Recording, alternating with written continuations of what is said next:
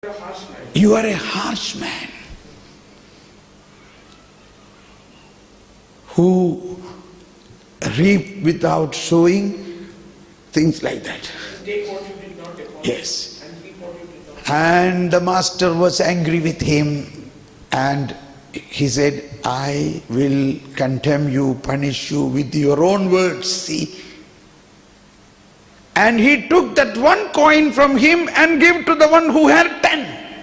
Now everybody said, Master, he has 10. Yes, that is this famous saying, the one who has will be given more. The one who don't have, even the 12 will be taken out.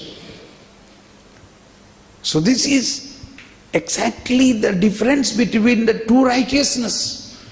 If your righteousness is like a Pharisee is thinking, God is very harsh. He's a punishing God, demanding God. Then you are not productive. You will not bear fruits. You keep the talent intact there itself. You are burying your talent. Whereas the other one were having such a freedom of the spirit. So they multiplied. And he received more. That is in terms of the kingdom of heaven. So if you think God as a punishing God, you don't understand the truth about God. If you believe God is a merciful, loving, compassionate God, then you will be blessed with all the grace. We have a doubt, if we say all these things, will not people commit more sin? No. Why? This is where we have to say truth. What is truth? Truth is a person. You will know that person. Who is that person? Jesus. I am the truth. Then you know the truth, and truth will set you free. Truth will set you free. You understand now? What will set you free? Who will set you free? Truth. Now, like I was telling this boy who was preparing for Holy Communion with all his mother, with all the parish teachers who prepared him. What was he prepared? He said, next week I am going to receive Holy Communion. After that, if I commit any sin, straight away I will go to hell. Is it truth? Now he is going to receive his first Holy Communion. This great Jesus he is going to receive with what understanding? This is what our situation today. This is not gospel. And we are all born and brought up in this situation. We were all taught in our kinder catechism or children catechism school. See, you should not do this, you should not do this. If you do this, you will go to hell. So out of fear, we are doing some good things. Not because we know the truth of Jesus Christ. That is the same way the Pharisees were leading. Now you see another expression. Moses went up the mountain, he fasted 40 days, and God has wrote with his own fingers in the tablets the 10 commandments. With proud feeling he came down. When he came down, he saw they are dancing, singing around a golden calf. And he became angry. So Moses himself is not able to follow the commandment. And in that anger, he broke the whole tablets. Why he became angry? Okay, so this was the first situation. But after a couple of days he realized, no, I should not be angry. I should plead for these people. He began to cry. He began to have compassion. he started crying for mercy. And he went up the mountain and said, "Oh Lord, have mercy. This is your people. You have brought them out of slavery." And he said, "You must have mercy. You should not punish them. If necessary, you strike off my name from the book of life. But have mercy." This is a coming of the new covenant. If this is an echo of Jesus. Jesus came and said, he don't say, "Don't cut my name." Jesus did not say, "Don't, if necessary, cut my name, but have mercy." Jesus said, "Cut me. Cut me. Cut me to pieces. But have mercy." See, this is how the old and new have to be understood. But the Pharisees and the scribes did not understand even Moses. That's why Jesus said, "What you talk about Moses? Moses spoke about me. But you don't believe that. It is not Moses who gave you the bread from heaven. It was my Father. But now I tell you, I am the living bread who came from heaven. Whoever eat me will live. They will never die."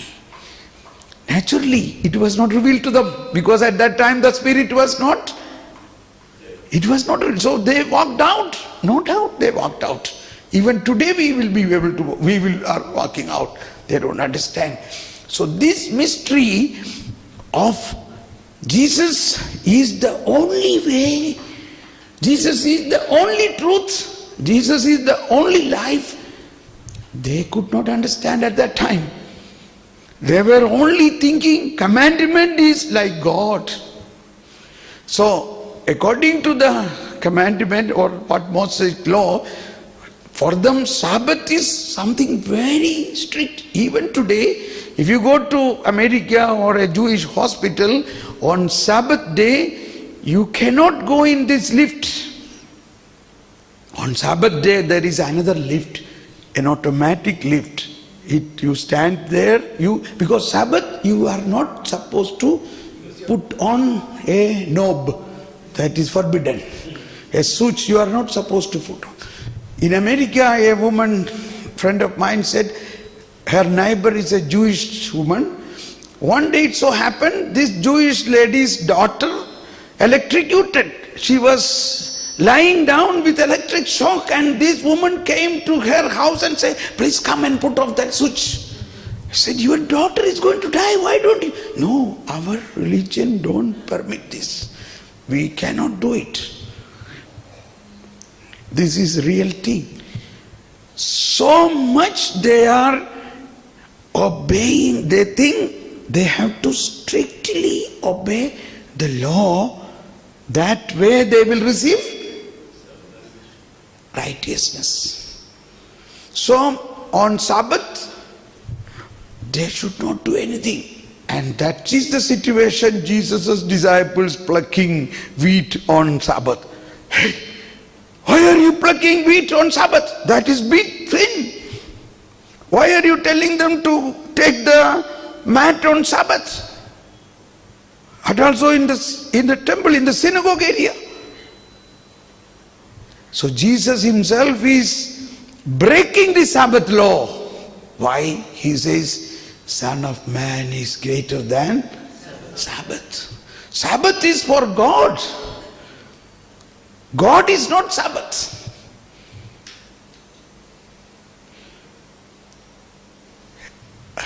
Think this.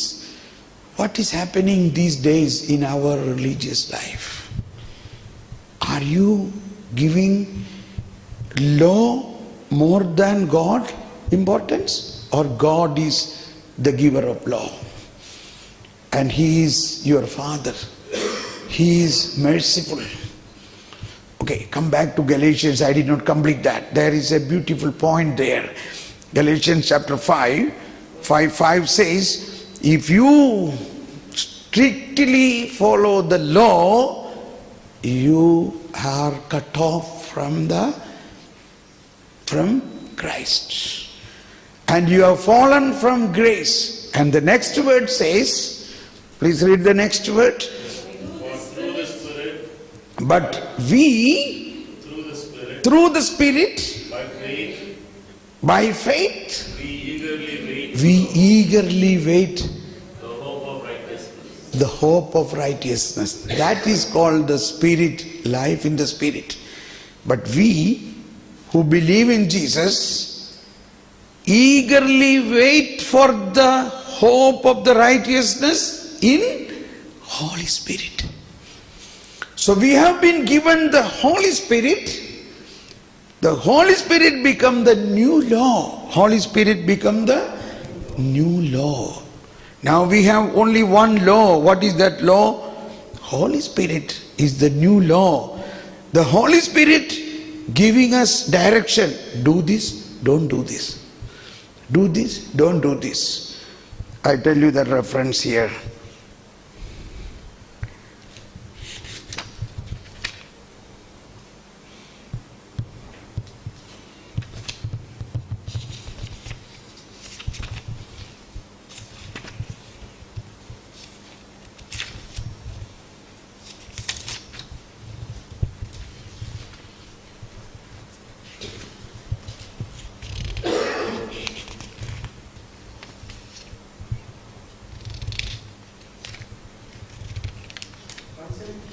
Yeah?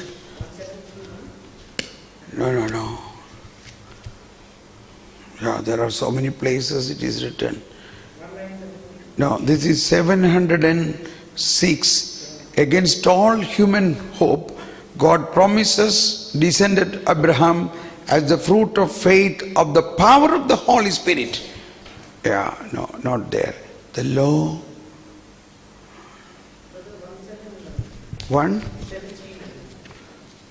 1:7. Didache Bible. This is the Didache Bible, the Catechism of the Catholic Church. Ah, Yeah. oh, that's a good thing. 1:7. 39 to 3, 1742 9. and 1748.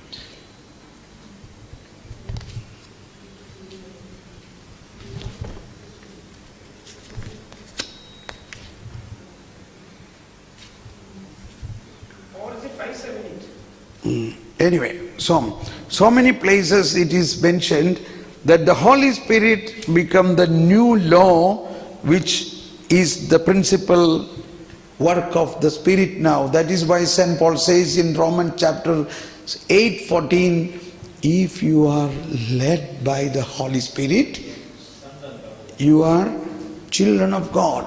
So we summarize this. Now, from all these things, what we have to understand from the parable of Luke 15, are you a son of God?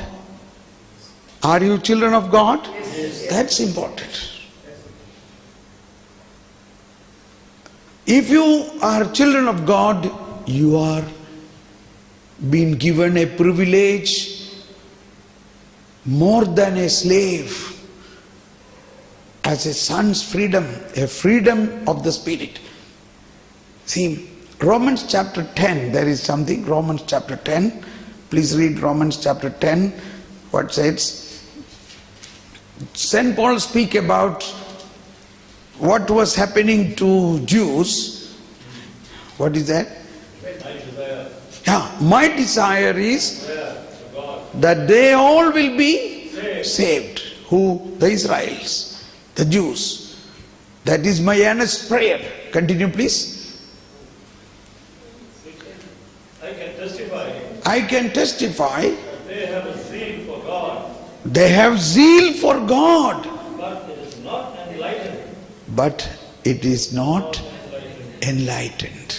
It is not with the right understanding. They have zeal for God, but it is not with enlightened, not with the knowledge. They have a zeal with ignorance. And now what did the next word says? righteousness They are ignorant about the righteousness of that comes from God. that comes from God. They are ignorant about righteousness that come from God. Continue. And seeking to establish their own, And seeking to establish their own righteousness, they have not submitted to God. they have not submitted to God. Continue. For Christ is the end of the law, Christ is the end of the law, so that so that there may be righteousness for everyone. there may be righteousness for everyone. One more sentence, or that paragraph finish. Okay. Christ. Everyone who has faith will be justified. Eh? For that everyone who has faith will be Correct. justified. Everyone who has faith in Jesus Christ will be justified. So this is the difference. So then somewhere else in Philippians, St. Paul says, I am a Pharisee. Correct? So St. Paul's stand is very nice to understand. He was a Pharisee, a Hebrew of Hebrew, very strict, obeying the law. But this man was touched by the Spirit of Christ. From that time, he became a new creation. He came out of the law. He began to live in the grace of the Lord. So his expression, the grace of our Lord Jesus Christ, love of God, and the fellowship of Holy Spirit become the prime moving power. If you have any doubt, you can ask me later, okay, personally, or this, because this is something very difficult. You will surely have doubts. But once you, yes. This is what the normal reaction, but I am talking not from Luther's point of view. I am talking from the Catechism of Catholic Church. Yes. So man is justified by faith alone, that's it? Yeah? Not by anything else. Not by? Not by anything else. What else? What else? See, the point is, we have to, that's why we have to understand the original, why man is in sin. Because of the original sin. I want to just confirm. Yes. Yes. We have some Where? clarifications. Yes. I don't know whether it is okay or not. For example, now sinners, if we consider sinners, the elder son is a sinner. Yeah. And the younger son is also a sinner. Yeah. If Jesus comes, Jesus has to come for both. Well, he has come for both. Both have received justification. So Pharisee also is in need of Jesus. Naturally. Without Jesus, Pharisee also will not be justified. So here, Romans 10:2, for being ignorant of the righteousness that comes from God and seeking to establish their own. Yeah, because, I think that 10 commandments is from God.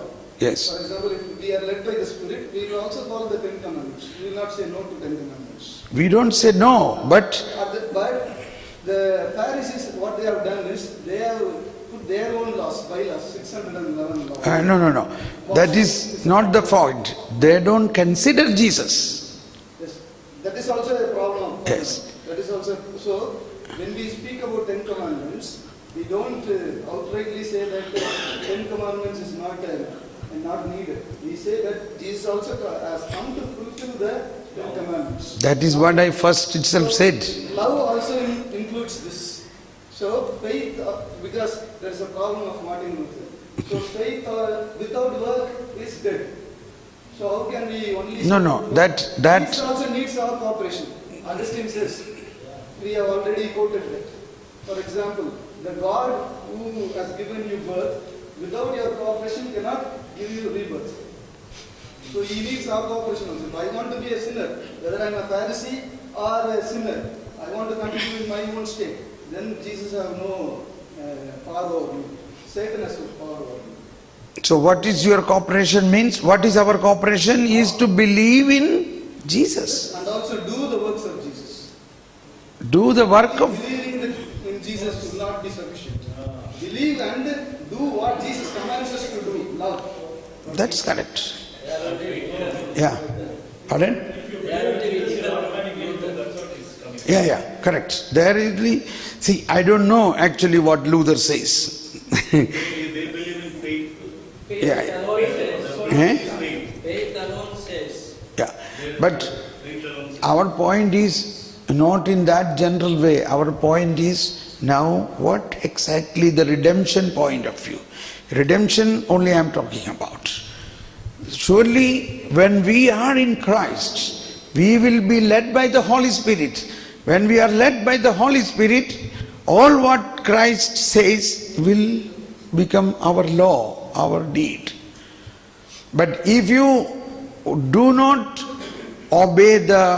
do not really understand this difference, and if you only strictly tell everybody you must do what Ten Commandment is, then you also say if you don't obey the Ten Commandments you will be punished, then it is very terrible situation. Yes. Matthew chapter 7, Jesus said, not all who call me Lord, Lord will enter the kingdom of God, those who do the will of the Father. Yeah. On those days you will say that you did this, but I'll say, get away from me, I never knew you. See, that is all. I said, what is the will of the Lord? Believing in the one who sent, Jesus. That is the thing. All who say, Lord, Lord, will not enter in the kingdom of God. Workers of iniquity. Work is? Calls them workers of iniquity. Get away from you, workers of iniquity. Yeah. See, this whole chapter 5, 6, 7, these are the teaching of New Covenant in opposition to the righteousness of the Pharisees. So chapter 7 begins with, you shall not condemn. When you condemn, you are condemned. That is the Pharisee attitude. So that is why I was telling this Pharisee attitude, he is telling everything against the Pharisee attitude. That is why 7:21 you said now. 7:24, the final word of this Sermon on Mount says, whoever listen to my word and obey that will be like a wise man who built his house on a rock. So there, what he meant is whoever listened to my word means opposition to the Pharisees. If you do according to the word of the Pharisees and scribes, that teaching, then you are like a house built on sand. And in this way, you must now understand all what Jesus said. My teaching, he said, my teaching is not mine. It comes from the one who sent me. My teaching. When he say all these things, he is actually telling about the other teachings. You should not follow that other teaching that is not coming from God the Father. My teaching, so that's why we are not supposed to teach anything from our own head. This is the teaching. Jesus said, my teaching is not mine, it comes from. And in that point of view, Jesus said, the gospel of this kingdom, this gospel of the kingdom will be preached throughout the world. So why the delay for the kingdom of God to spread? The kingdom of God is not spreading. Sorry to say, we are not exactly teaching in this way. Jesus said, this gospel of the kingdom should be proclaimed throughout the world, then the end of the world will come. But surely the delay is coming. We are not yet understanding this merciful love of the Father. We are not much preaching a merciful Jesus. We are preaching like that one man who buried that one talent because he knew you are a strict and demanding person. If you project God and Jesus with that way, that is not a good news. And that is not the gospel. That is the situation today. You see in the television, so many people talk about punishment, punishment, punishment. even punishment from the ancestors' sin. Is it a good news? Is it a gospel? So that is not the gospel of the kingdom of God. So gospel of the kingdom of God is a compassionate, loving Father's voice who has already reparated. He has already done all reparation for our sins. There is no condemnation for those who believe in Jesus Christ, because Jesus set us free from the sin and the loss. Any other question? Yes. Since James only said man is not justified by faith alone. See, now I will tell you tomorrow this faith and work. See, now we say, James says, work. That is a charitable work. But all what we are talking is not that work. That is, once you are a Christian, you have to care your loving brothers and sisters like. So after Pentecost, there was no poverty because they shared everything. This is separate aspect of faith and action. What God revealed to Abraham is, this we have to learn. What was the gift of faith what God gave to Abraham? Abraham was justified by what? By faith. That we have to learn. That tomorrow we will see. See, so we are always, whenever we think about St. Paul teaching and James teaching has no controversy. It is totally two different subjects. Faith without work is dead. That is true. But here, the commandment, Pharisees consider commandment as their work. Unless they do work according to the commandment, that work is the matter here, what St. Paul says, not the charitable work. So that is what St. Paul also explained from Genesis. What is the gift of faith given to Abraham? We have to learn the content of that faith. So this faith was already given to Abraham. That is transmitting, but it has to be fulfilled through Jesus, not by obeying the commandments. So that is why this will not be understood till the Holy Spirit comes. That's why as soon as Holy Spirit came, and Stephen was telling, oh, you are rebellious against the Holy Spirit, you are. And they stoned him. And St. Paul came out with another. St. Paul was a Jew, a Pharisee, but the Holy Spirit set him free as a completely different man. And he says, it is not by obeying the law, but by believing in Jesus Christ. Maybe you may say this is Lutherans' teaching. Luther teach this from St. Paul's teaching. But that is why I first quote from Catechism of Catholic Church, what we believe on righteousness of God. What is justification?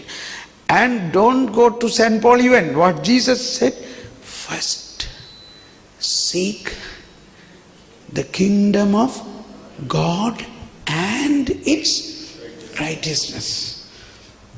This, if you understand, then all other things you will understand.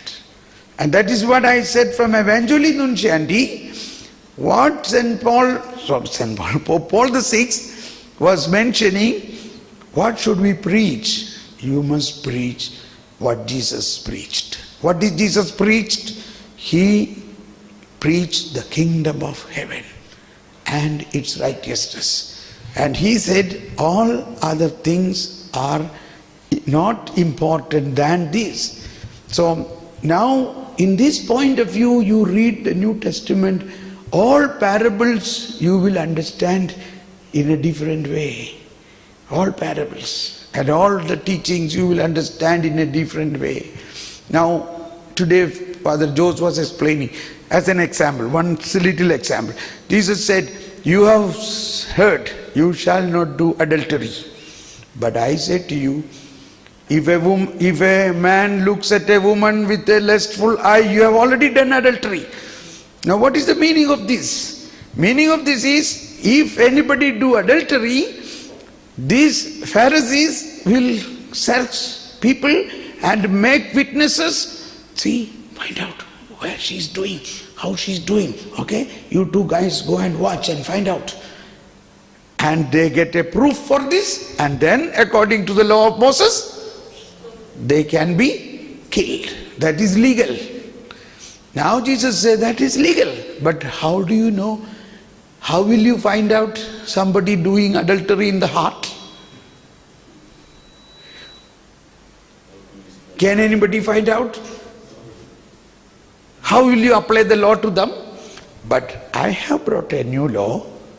This is applied in the heart. That is the law of the Holy Spirit. The Holy Spirit work in the heart and sanctify that heart. Then he cannot do this. That is the new law.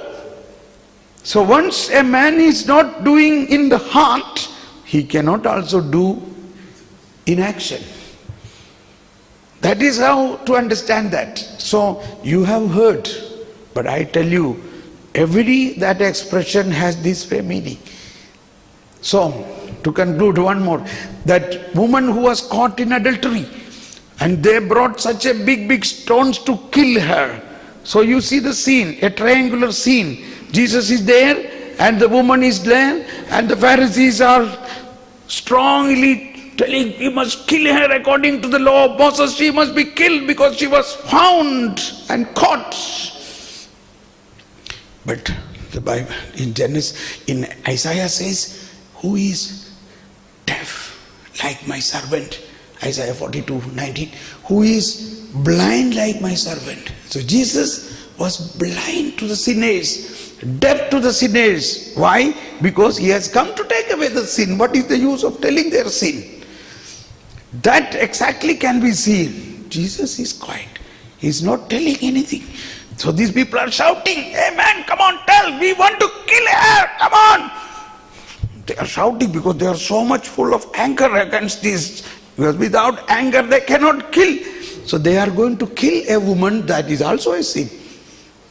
You shall not kill. Now, if Jesus said, no, don't do that, then Jesus is against the law. See the prudence of Jesus. Jesus said, okay, stone her, but any of you who have not done a sin, let him stone her. Now you see the grace of Jesus is working in the Pharisees first. These Pharisees who are so fanatically, so compulsively, according to the law, they must kill her. But when they heard this truth, when they heard this voice of compassion, the voice of light, their whole viewpoint, instead of looking the sin of the woman, they began to look into their own sin. And the Bible, then it is written, the stones fell down from their hands, and they one by one went away. Now what happened? This is the righteousness of God. Righteousness of God has power not only to forgive sins, but also to prevent sin. That once you are filled with the righteousness of God, you cannot do sin. These men who are so determined to kill are not able to do this. Not able to do this. And now, there are four things happened here. First thing is, we understand the two righteousness.